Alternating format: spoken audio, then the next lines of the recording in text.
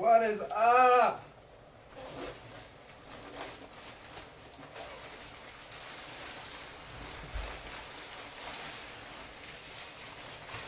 I don't know if you guys have ever worn a T-Rex suit before, but I don't know how those people dance in these things. They are very, very, very hot. But I'm getting ready for Halloween, Camp Razor, Monster Bash this weekend. So I had to make sure the costume was fitting. So welcome everyone to tonight's show. Got a great guest tonight. Just getting this stupid thing off me. Got a great guest tonight, Trace Martin. I'm excited to have him on. And make sure you watch last week's show with Adrenaline Trailers. Wayne Monosmith got on. Talked about kind of their process, stuff like that. It was a great show. We're at about 4,000 views as of this morning. So thank you, Adrenaline Trailers, for coming on. Tonight's show, we're going to get right into it because we've got a great guest for you guys. As the intro and the notes say, Trace Martin, who puts on a very prestigious Powerboat safety course, I guess you could say. And we're going to have him on tonight. So we're going to bring him in right now. I know he's at our good friend River Dave's house, so hopefully we'll get this thing knocked out and figured out the first time. So,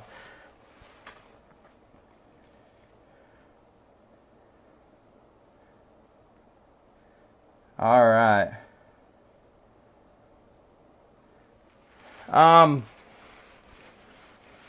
Hopefully we can get this figured out. So Trace, I can see that you're in here. Make sure that your phone is facing you, and make sure that and leave a comment when you get in here, please. Because it shows that you're in here, but it doesn't have the little green thing by you, so it's not letting me bring you in. What's going on, Adrenaline Trailers? What's going on, Alexi? There we go. Let's see if this will work too. There we go. We've got a few big guests in here already. Alexi, Adrenaline Trailers, Eric Needhart.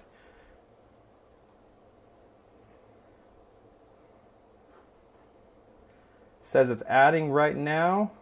Maybe. Maybe not. We'll see. Let's try it again. Oh. Sorry, Alexi. Almost brought you on. We'll save that for another time. It says, can't bring Trace Martin on camera. Oh, come on. We'll keep trying. We'll keep trying till we get this thing.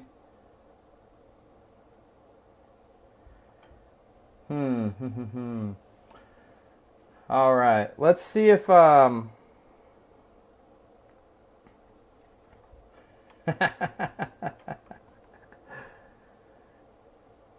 this is the same thing every time. The joys of using Facebook Live to do these live shows is we seem to go through this every time. We always get it figured out. So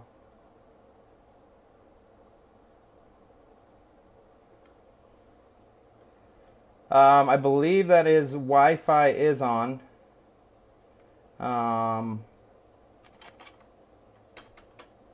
Because I know he's at Dave's house. So, like I said, for some reason, the little green thing at the top. Let's try this. We're already starting with the China buffet stories.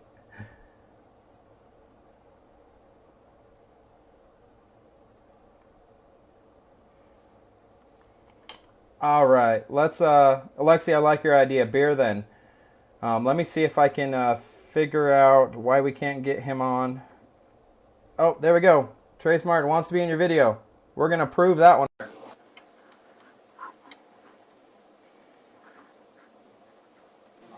Yeah, we're good. There he is. There's the man. Hey. What's up? I really didn't want to restart this thing because I put on a T-Rex costume. I didn't want to do that again, so. Okay, well, it looks like we got to figure it out here from our end. You did. Luckily, River Dave's done it a few times now, and he understands it. So welcome to the Boats and Shows podcast. Thanks. Love to be here. I reached out to Trace a few weeks ago, said, this is what I'm doing. And we kind of made it work with him and Havasu, me and Phoenix being on the same time zone. So here we are.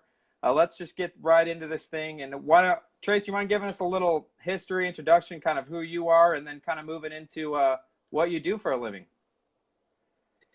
Well, I mean, the school started out in very late 2003, and it was kind of warranted because, in '03 and '04, the possibility of getting insurance on a high performance boat that actually would breach over 100 miles an hour was getting very difficult for guys to do. In fact, quite a few of the insurance companies were bailing out of that industry at that time.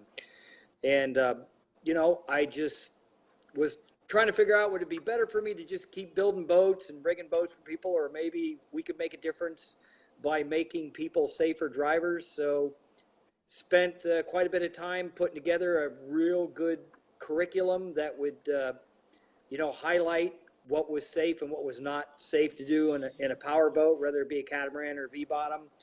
And we launched the school probably in, I want to say it was November of '03. It was the first one that I actually started, and Markel Insurance Company was behind that. And Markel was a very, very strong supporter of our school ever since it started. They actually sent their underwriting group and some of their people to our place, and we actually did a school specifically for the insurance company, and they could see the value and what it was going to do for their clients as well.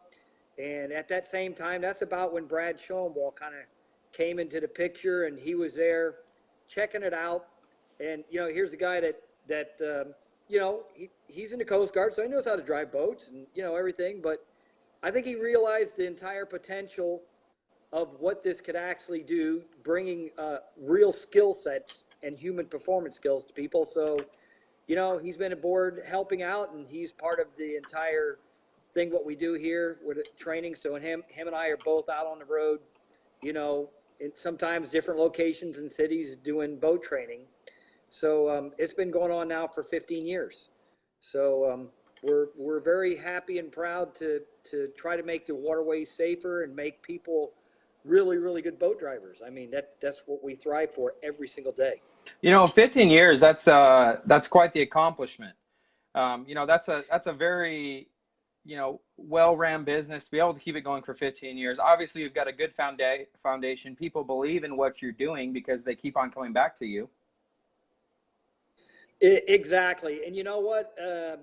I was surprised because back when the economy really went south, and like in the year 2008 and 2009 and 10, everybody hit, they all hit the rocks. And we did too. I mean, it wasn't easy for the school, but we weathered the hardest time of the economy. And, there are people that buy boats that have disposable income in the worst economies. So we still managed to survive. And, we've still been going strong and trying to, we thrive every day to be better and better. We still learn every day that we instruct. People show you things sometimes that you wouldn't expect them to do, either character-wise or skill set-wise. Maybe they have different reactions than the people you did last week. And every time people are building new boats and the new power plants are coming out, I can tell you right away that,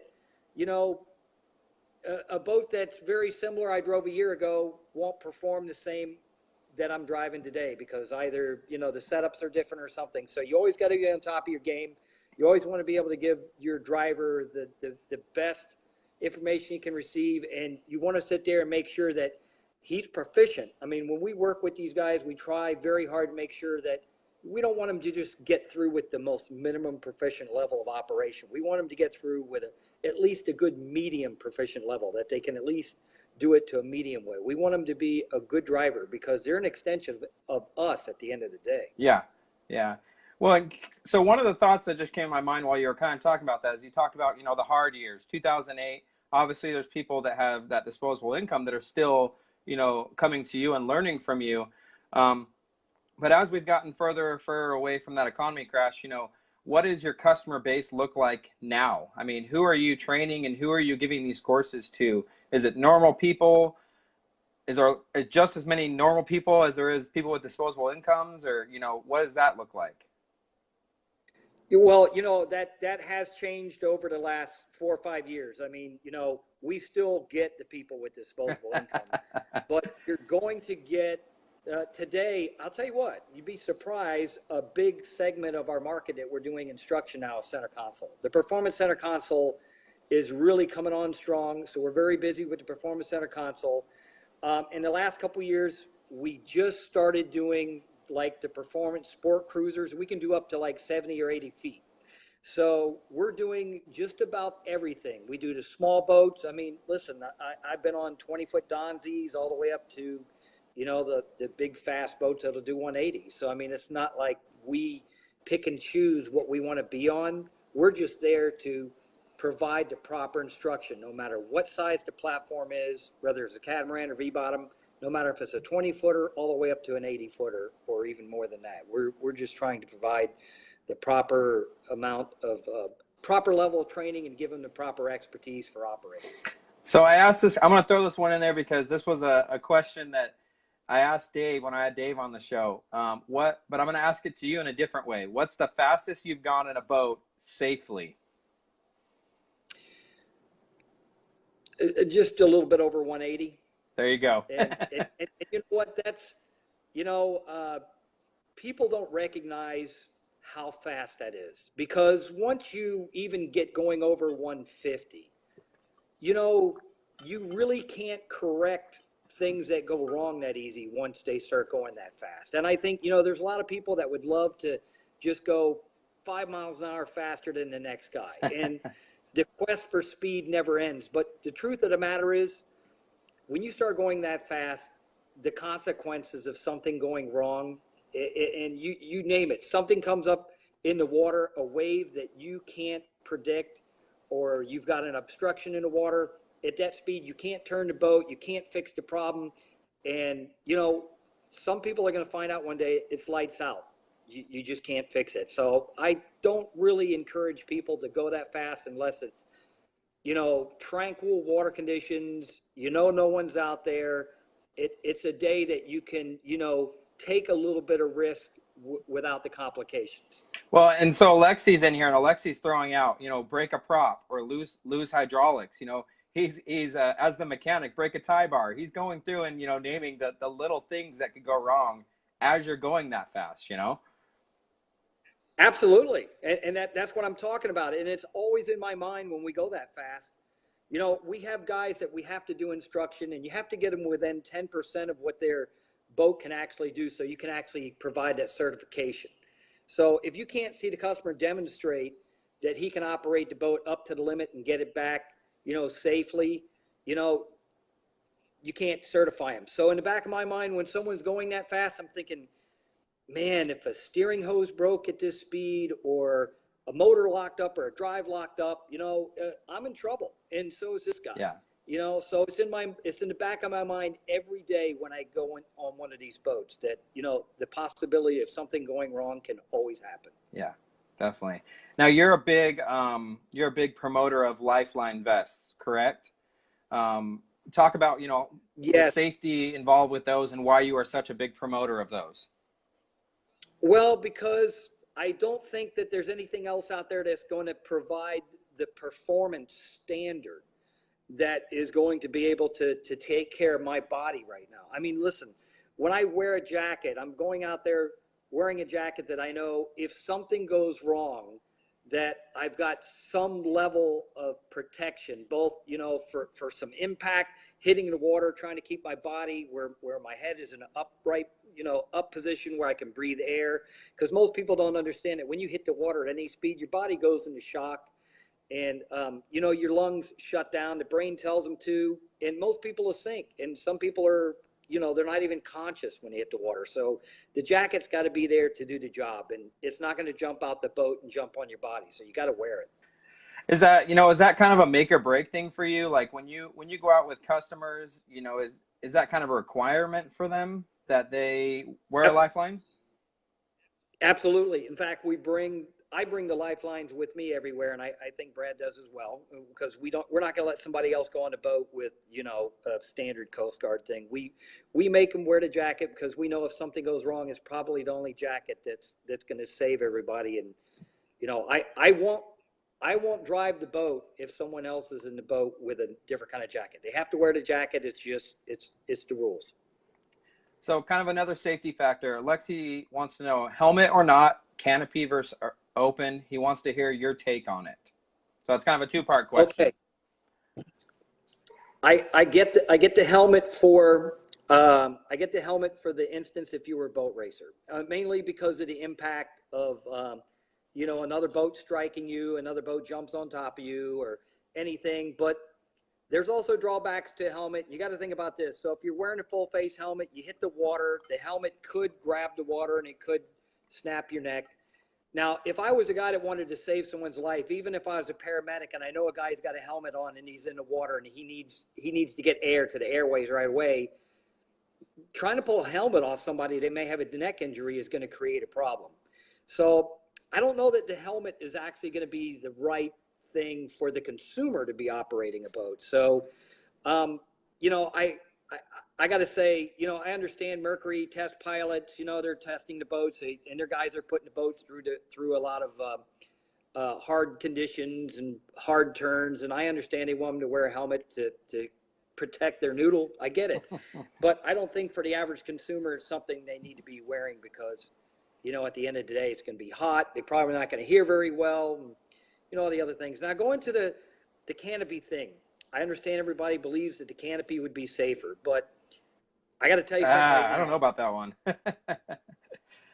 Well, first off, there's not enough money in the industry that everybody's going to be sitting here doing fine line element analysis on that stuff, and they're going to be getting the structural integrity of that capsule where it needs to be, because when you turn a boat upside down at 150, the fluid dynamics generally are going to collapse those things many times. I mean, there's been some instances where they've held up, and there's been some times where the canopies have imploded, or parts of it have, or the mullions, or even the windshields have imploded. So that's a tough one. And another thing, when you put a consumer in a boat, if they're in a capsule and they're not strapped into the harness, obviously they're going to get tossed around there and break their neck. I mean, absolutely.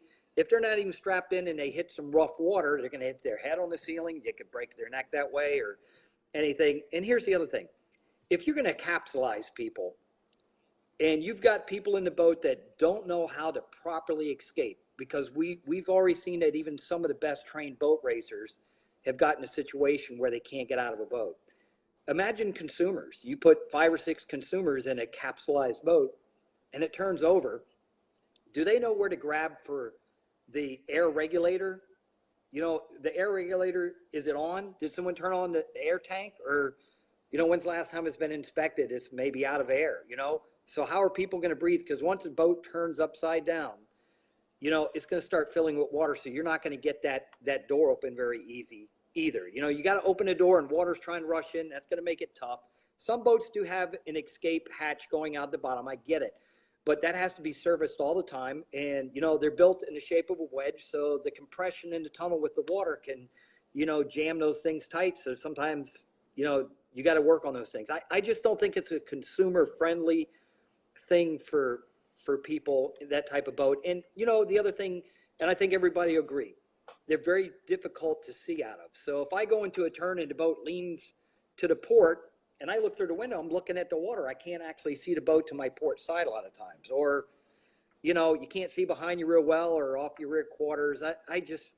I get it. I know people feel like when they're in there, it's nice and tranquil. I used to race capsulized boats, so I know the feeling you get. But there's an illusion of how close objects are to you. And I just don't think it's a real consumer-friendly item. Well, and I've got more of an off-road history, the roll cage, than, the boat history. So I always compare it to, like, if with any trophy truck, amazing race machine with a cage around you, you crash hard enough, you have a certain type of crash, that cage is going to do its job for the most part. It might keep you from breaking your neck or, having brain damage, but it's still going to collapse. It's still going to have, weak spots to it. And I think that, like you're kind of talking, there's good and bad to both. Yeah, I think over time, as the economy probably rolls forward, and if boat racing really gets its act together and gets in gear, and manufacturers can actually put the right development into making the capsules safer, I think that's going to work very well. And I think, if the speeds are in check too, because listen, you get a capsulized boat and you turn it over 180 or 200. I just really don't think it's going to be really hard to build something that can actually withstand that type of force when it goes upside down. So, Yeah, yeah, I think right now, most insurance companies are probably wary of absolutely insuring something with a lid on top of it. You got to think about that. It's a liability. yeah, yeah. Well, I want to make sure that we spend the appropriate amount of time on, talking about your actual classes. We're getting a lot of stuff in the comments. Talk about your 2-day classes. Talk about what goes on both days. And then, if you're comfortable, talk about a cost too. If you don't want to, you don't have to. But, talk about those classes that people do. Well, generally when we go in to do a course, we're going to come in for the first day, and it's going to be, depending on what course it is, and I'll go over the course real quick. We have, the performance boat course, which is anything that's up to about 75 miles an hour, which covers, a typical boat. That could be a Donzi or a Baja. Some may have no step or single step. There may be a few that has a twin step. When you go into the high performance course, it's going to be anything between 75 miles an hour to 120 miles an hour, 125. So it's going to cover your more basic, today's proven boats. Could be a twin step V hull that's powered with 525s, or possibly a cat that's got twin 700s. So you're going to be right in that middle variety of type boats that are very quick and performancy. Then you have your ultra performance, which is the boats that are 125 and up, and that's definitely a more high geared class. So there's going to be some things that we look at, try to do for that also. But anyway, when people come in for the course, the curriculum is going to start out. We kind of tune ourselves to go straight to safety right off the bat. So when someone comes in, I mean, we really want to get people to put life jackets on. I mean, we really do. I mean, look, there's no reason why you can't wear it. You can't take it back when you have an accident. It's not like you can be in the water and, call it to come save your life. It don't work that way. So we really do try to encourage that, and we try to teach people to be very proactive. And we press on it really hard. If we got to use a little scare tactic, we do, but we also go into how important it is to wear an ignition shutoff switch, the lanyard. A lot of people just seem to leave that thing dangling on the dashboard, and they don't understand that, here's the deal. I mean, the sad part is people die from that. So they get run over by their own boat, or their family member does, or maybe the boat just runs off and runs over another set of boats, or through a restaurant. I mean, the consequences are terrible when people don't wear the lanyard. And the other thing that people don't understand is most insurance policies say that if you're not wearing this while you're operating the boat, you really don't have coverage. So people are shocked when we tell them that. It's like, no, you got to wear it. It's important. So we really press on that, because those are things that are proactive. Yeah. That makes us safer both. So we go into all the safety stuff we can do. We press on safety. After that, we do get into, hey, alcoholism is a big problem with boats. Guys like to go out and have a couple drinks and drive the boat, but the boats today are more complicated. They're more complex, and your insurance doesn't cover it. So if you get in a boating accident and you're over the limit, and some of the policies state that even if you're under the influence, they don't want to cover you. So we just get into telling the people, the ifs, ands, and do's and buts about what happened when you drink alcohol. So we go through that spiel. We go through how to do a proper pre-check of your boat.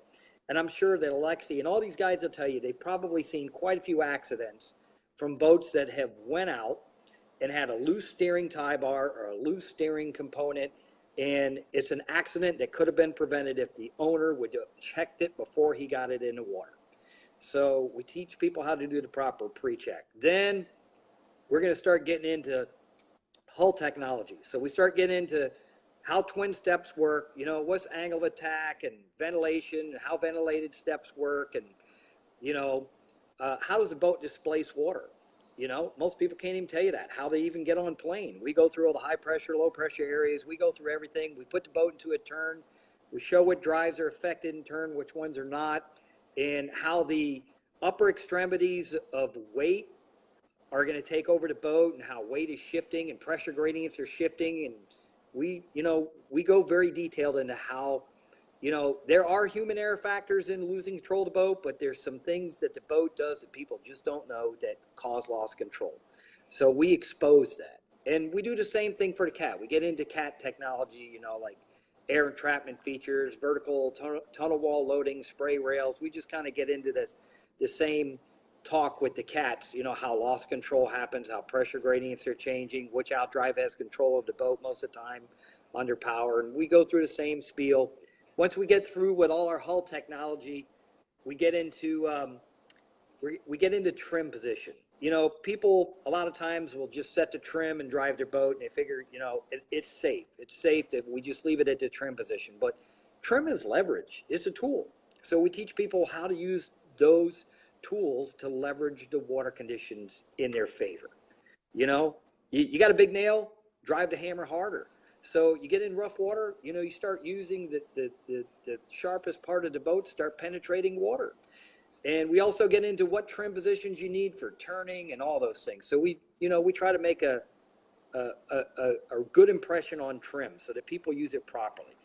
And we also get into some other things, a little proprietary stuff about, you know, turning behind other boats and how your boat's affected. But once we get out of that, we get into our proprietary way of turning a boat that is going to cut some of the risk out when you go into a turn. So one, we want to be able to have more control of the boat. We want to try to keep the prop better loaded. We want to try to keep the balance of the boat better. So we go through the whole steering protocol, how you want to turn a boat, what speed you want to do it at, what your check marks are, what you're looking for through the turn, you know, that you have clarity, that you have clear vision, and where you're turning, you have enough space. So we go through the whole deal on that. When we're done with that part of the course, we go into situational awareness. And here's where you're going to be shocked. There's a lot of people that don't even know what stand-on give-way vessel is. They have no idea which vessel has the right-of-way and which one doesn't. And these guys, some of these guys have been boating for 10, 15 years. So we try to expose these things and say, hey, look, you know, you're overtaking a vessel. This vessel has a right of way and this one does not, you know, and we try to inform people, you know, what the right way to be on the water and who has the right of way. So these things are important. And when we get done with the situational awareness stuff, we get into, we'll get into docking. It's amazing how much you can make people's day brighter when they can actually get into a dock better with their boat. You know, what angle do you take? Which way is the wind blowing? You know, how do you set up for that? Where your trim position's got to be in everything. Parallel parking, the same thing. We get into towing too. Towing your vessel behind your truck. We go over some of the things that can be insurance related with that as well. And we also do avoidance collision maneuvers. So that's a broad spectrum of what our performance courses do. And as far as our big powerboat courses, anything that would be, and I'm just going to use like an example, like something that would be like an azimuth or possibly a Viking. And Brad's, you know, he's been doing most of these courses, but I think we have like a 36 task planner that we actually have to do. And these clients have to do things from like night navigation. They have to be able to do docking. They need to be able to chart a course on paper. They need to be able to man a lifeboat if there was an emergency. There's so many things that they have to do, and they have to be signed off by the instructor. So, you know, we're accountable for what we do. So this makes things better than just having a licensed captain with stated time be on the boat for 100 hours or 70 hours, whatever the insurance company would require. This is going to be much better. Yeah, and you know, everything you've talked about, you know, I never would have ever thought that all those things would come into play as part of your course, you know. And I think a lot of people don't think, I think it's, a lot of people just think it's unloaded off the boat, start driving down the river, or start driving down the lake. So, you know, where you go through all these things, it really makes you think, you know, there's a lot more to this. These can be very dangerous vehicles. But if you know how to handle them the right way, obviously by taking your course, it's that you can have a lot of safe years of boating. Absolutely. And the surprising thing, I think a lot of people think that they're going to come in there and they're going to learn about red right returning and, like the common Coast Guard stuff. And I think a lot of people think they're going to be sitting at a school desk like a dunce, but they're not. They're actually coming in. And, I got a lot of guys that, it's an insurance requirement that they have to take our course. Yeah. So they come in and, a lot of guys are like, let's get this thing over with. They've got this attitude like, let's just get this done. I want to get it over with. And, in the first hour and a half, and Brad will tell you the same thing, first hour and a half, people are like, oh my God, man, I'm just eating this up. It's just like all the tech stuff I want to get. So they love it. I don't think you can hear anybody that comes out and says, I knew all of it. Or, we all got stuff we can learn. I mean, it's good stuff. And you know what? There's nothing more rewarding than having people get educated. And then when you get on the water with them and you see them improve their driving skills and they're making the waterway safer and it's mitigating the risk. It's just such a rewarding feeling to know that people are going to go out there and they're going to change their demeanor about driving and they're going to be safer and they're just going to try to do the right thing. It's I can't tell you how good it makes you feel inside when you change somebody. Well, and you nailed it, making the waterways safer. That's what this whole show with you is about, and obviously about your business. But, it's come up multiple times in the comments, making the waterways safer. And that just sticks with me because boats are not going away. And there's more boats being built every year. So, where are the boats that people are selling? They're still on the water. It's like cars. Cars are not going away.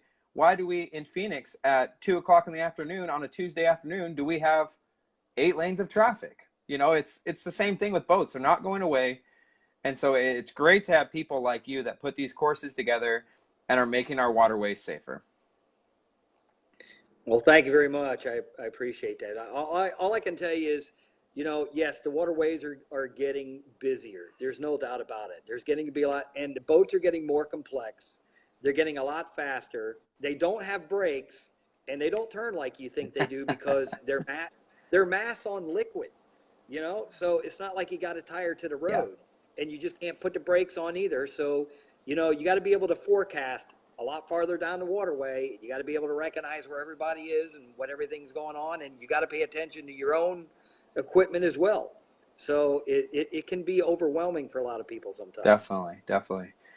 Well, I want to hear, Dave keeps asking in the comments about your 2019 plans with you and River Dave's place. Well, I think we're going to get some boat testing done and maybe get some. The one thing is when you test a boat, you want to make sure that you can understand how the boat reacts to everything. So like say for instance, if you're going to test a boat, and I'm just going to say a simple platform, you got to know a couple things. Like one, how consumer friendly is it going to be? Even if the guy is a complete, knucklehead and he can't drive very well, how forgiving will that vessel be for this guy? You know what I mean?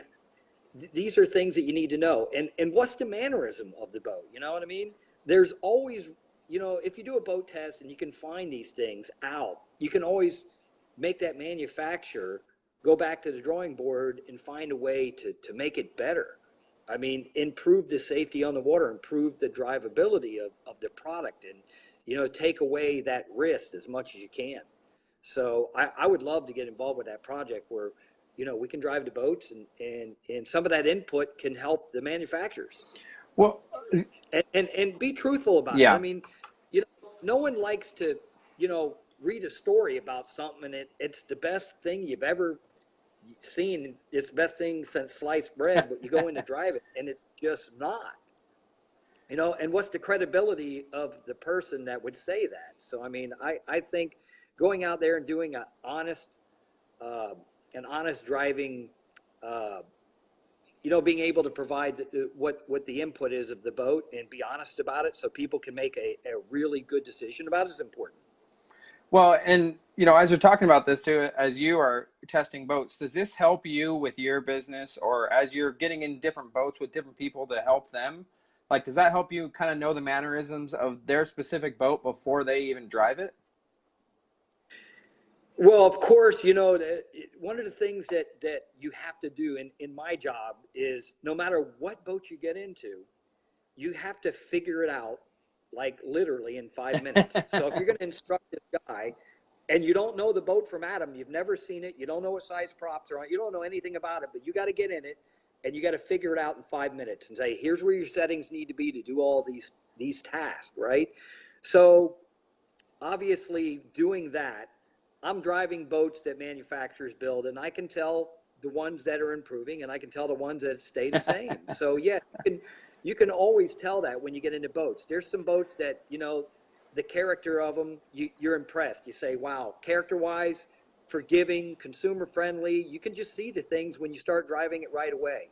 And when they're like that, it's safer for people to operate. If it's a boat they have to chase down the water, because it won't go straight, or it's hard to trim, or it porpoises and it makes it unfriendly for people, you got to give it up. You got to say what it is. You got to tell it the way it is. This is kind of a question from someone that's on River Dave's place that Dave will never make an admin, but he always asks the hard questions. And what's the most unsafe boat you've been on?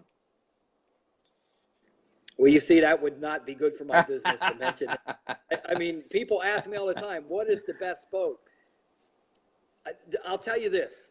Let's just say that no matter what boat I drive, no matter what the branding is or the manufacturer of the motors, we have to see everything in vanilla. We just can't try to pretend that this is the best boat or that's the worst boat, because I wouldn't get the endorsements for manufacturers or engine builders or insurance people or anything. So when I go to look at a boat, it's almost like I have to have a blindfold on. We're there to just perform the proper training to make someone a safe operator. So I hope that's the best answer I can give you. No, and Alexi came in as you were talking this, and he said the one the owner is afraid of, and that brings up a good point.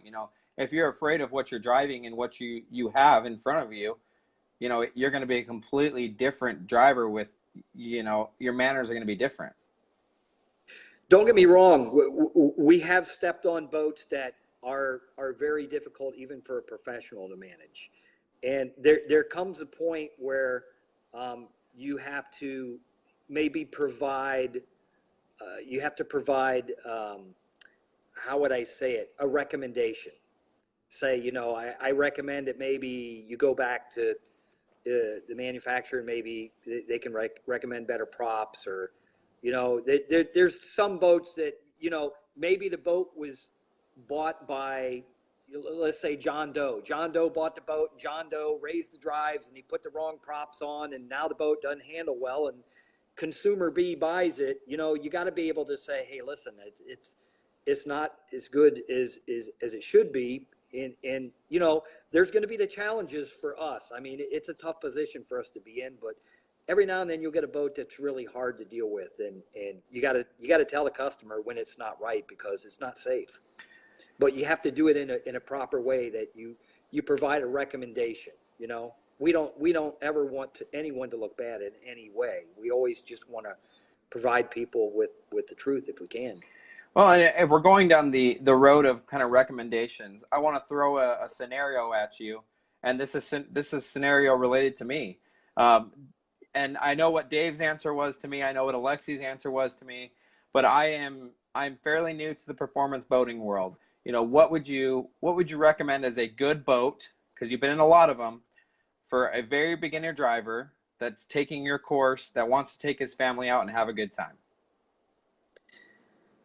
Well, first off, the first thing I'm going to tell anybody that's looking at a boat is try to get into an engine package that you can turn the key and smile every time you get in it. That's the first thing I'm going to tell you. So if you're going to walk up to your first boat and it's got two 1,200 horsepower motors, that don't idle and they're surging and it stalls when it goes in gear, man, that's just going to be a really bad start.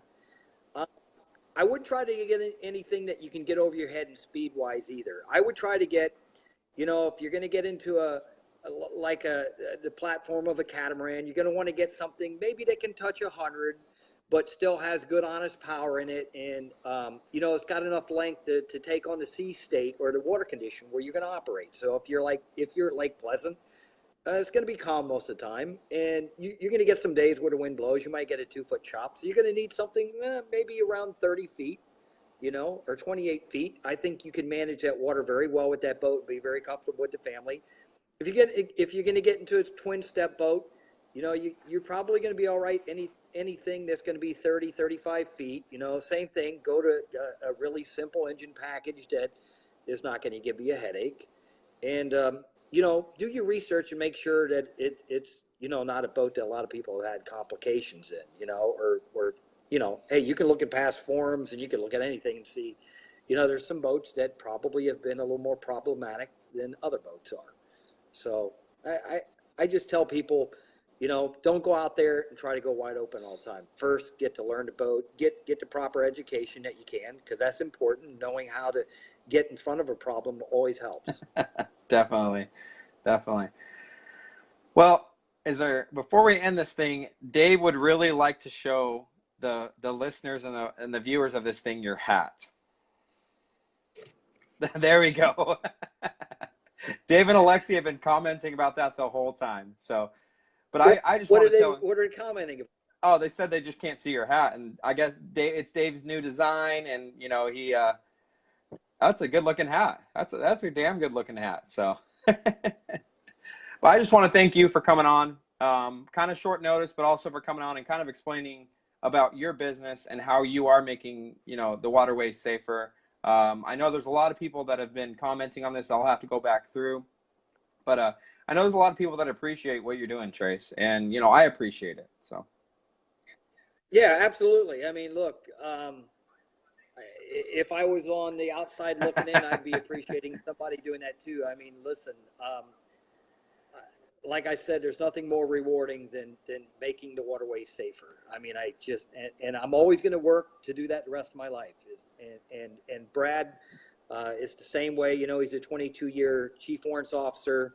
It's all about safety with him as well. And he's always, he's always trying to look at a way that we can improve our class. We're always looking for a way to make improvements in the class all the time. And I think over all that time that we've been doing this job, that there's always been light shed on new things that make things safer. So, hey, everybody out there, be safe.